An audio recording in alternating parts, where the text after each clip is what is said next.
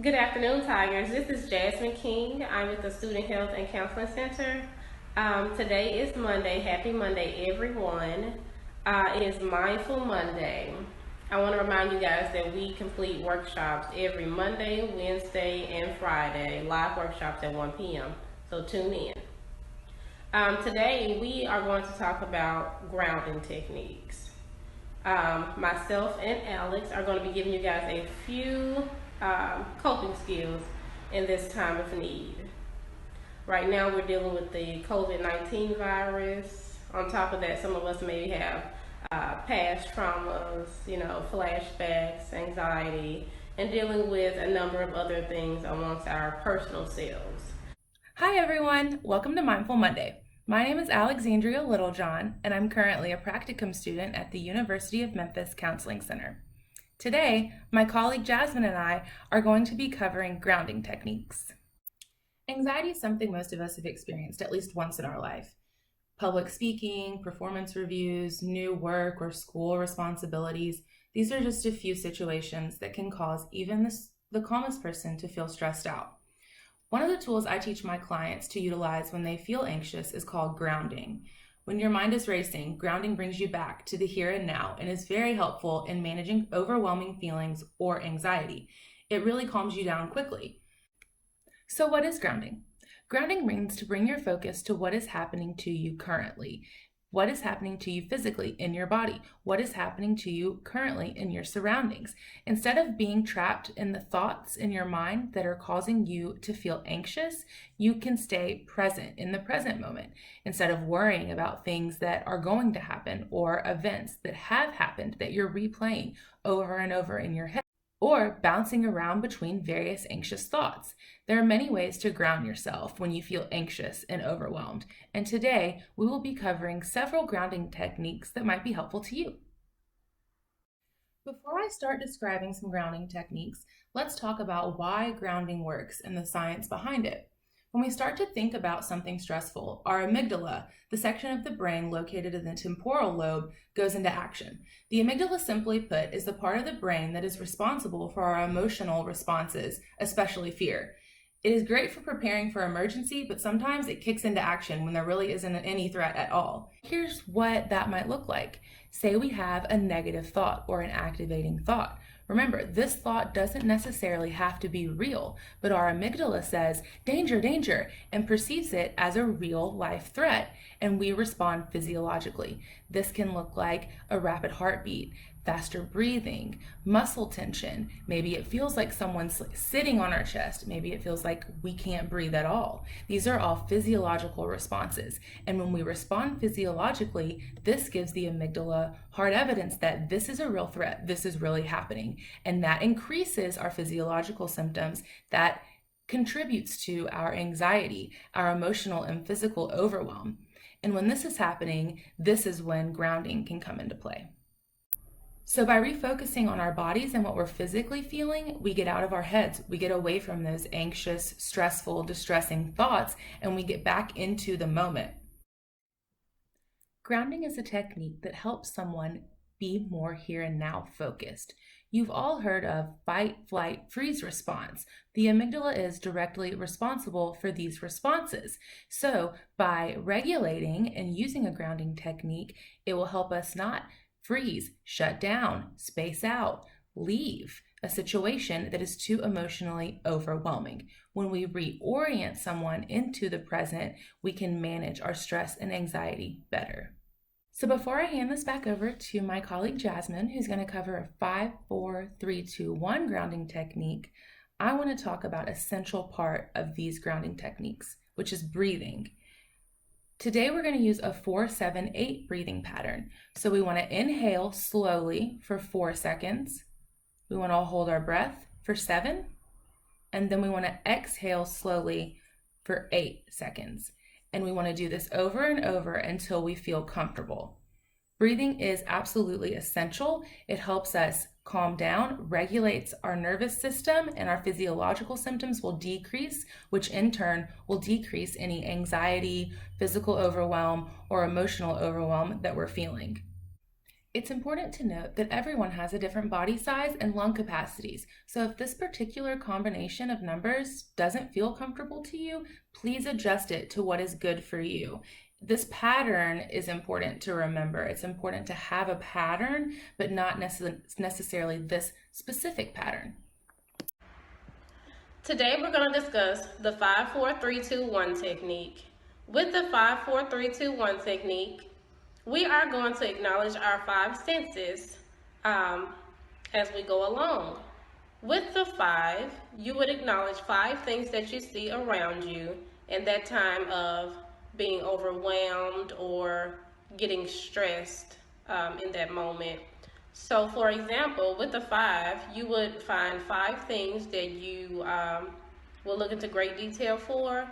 You may or may not notice the small things. Try to look for things that you usually wouldn't notice, such as the dirt, what the root looks like coming out of the ground, that type of thing.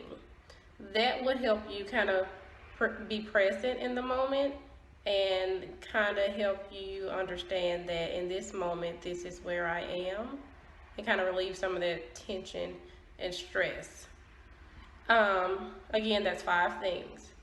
With the four, you would acknowledge four things that you feel. This is also a way to keep you grounded and minimize the stress. For example, if you are recognizing how your clothing feels on you at the time, let's say you have on a sweater, and you would acknowledge how the inside of your sweater feels against your skin. Kind of take into account everything, every little detail at that moment. Or for example, acknowledging your hands. If you were to feel, let's say, if your fingertips were cold and you rub them against your arm, how does your arm feel after that? Acknowledge that sensation and do that until it's gone.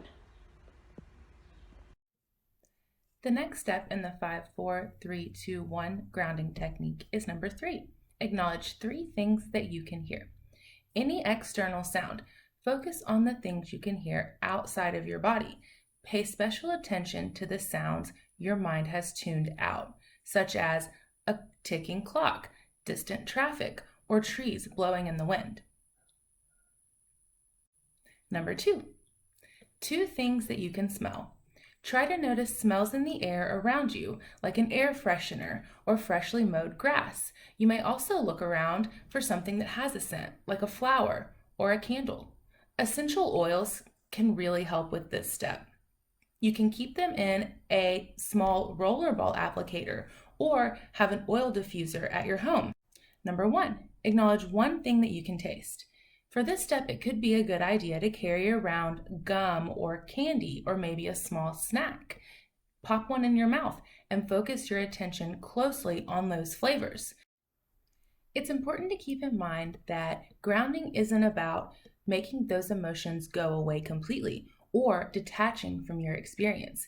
It's about learning how to tolerate your experience through these emotions and staying present in your body. Now that we've covered the 5-4-3-2-1 grounding technique, I'm going to speak a little bit about other techniques that could be helpful. There are a variety of grounding techniques, and not all of them are helpful for everyone. So if you find that the 5-4-3-2-1 technique isn't helpful, maybe trying some of the grounding techniques that I'm about to discuss will be helpful. Body awareness is essential in grounding techniques. Enhancing your body awareness will bring you back to the here and now. It will direct your focus to the sensations in your body. So when you're doing some of the actions that I'm about to speak on, then make sure that you're paying attention to the physical sensations created with each of these actions. So one could be to take 5 long, deep breaths, just like we talked about before. You want to inhale through your nose, exhale through your mouth. You can clench your hands into fists several times and unclench them, release the tension. Pay special attention to the sensation you feel as you clench and as you unclench. Another would be placing both feet flat on the floor. Wiggle your toes, curl them, uncurl them several times. Spend a moment noticing the sensations in your feet. What does that feel like? How does it feel to wiggle them? How does it feel to curl them and uncurl them? Another could be to stomp your feet on the ground several times. Pay attention to the sensations in your feet and your legs as you make contact with the ground. What does that feel like? Stretching is a great way to enhance body awareness. You can bring your hands over your head like you're trying to touch the sky, reach like this for 5 seconds, and then bring your hands down and release that tension. Make sure you're noticing the physical sensations that you're feeling during this stretch. Another technique could be mental exercises. Using mental exercises can take your mind off uncomfortable thoughts and feelings. They're discreet and easy to use at nearly any time or place. Experiment with which one works best for you. One technique is to name all of the objects you see in the room. This could be all the blue objects or all the square objects, just making sure to bring your full attention and focus on naming whatever objects in the room that you've chosen. Another technique could be to describe all of the steps in performing an activity that you know well. This could be how to shoot a basketball, how to prepare your favorite meal, how to tie a knot. You can count backwards from 100 by sevens. This really brings your focus in on counting. This gets you out of all of the other thoughts and feelings that can be contributing to your anxiety or your physical and emotional overwhelm. Another mental exercise would be to spell your full name and the names of 3 other people backwards. Or read something backwards, letter by letter. Practice for at least a few minutes.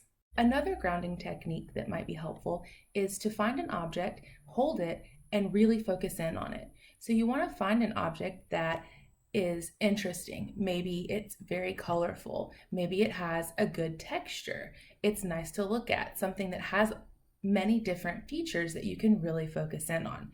So you want to hold that object in your hand and really bring your full focus to it. So you want to look at what shape is it? What size is it? Is it light in your hand? Is it heavy in your hand? How does it feel in your hand? Is it colorful? Are there shadows? Can you feel a texture on this object? If so, what does that feel like? What does that texture look like? You want to really put your full attention and focus into examining this object. This can really be done with any object you have lying around. So if you find an object, you can throw it into your backpack or throw it into your purse and carry it around with you. And when you're feeling especially overwhelmed emotionally or physically or extremely anxious, you can pull this object out and start really focusing in on it. Another technique could be to literally ground yourself by laying on the ground. You can do a quick body scan and notice each part of your body where it is on the floor and focus on that sensation, the pressure, the texture, the temperature. Notice any vibrations in the floor of the house or the building. You can listen to music, place the speaker on the floor, and feel the vibrations of the sounds. In upcoming Mindfulness Mondays, we'll go a little bit more in depth about body scanning, what it is, why it's helpful, how to do it. But for this particular exercise, we just want to make sure we're paying attention to how our body physically feels on the floor. Finding the right grounding technique for you can take some trial and error. Maybe you need a different technique in different situations. Maybe you find one that works for you consistently through all situations. Whichever one or ones that you choose, once you've calmed down and your mind stops racing, you're going to be able to view the situation more rationally. This will allow you to challenge the thoughts that made you feel anxious in the first place. Our hope is that one or some of the techniques that we've discussed today will be helpful to you in managing your stress and anxiety. However, if anxiety is something that you regularly struggle with, and even through these techniques, you're still having issues focusing or using these coping skills to manage that stress and anxiety, please reach out to the University of Memphis Counseling Center. You can find all of our information on our website at memphis.edu/counseling.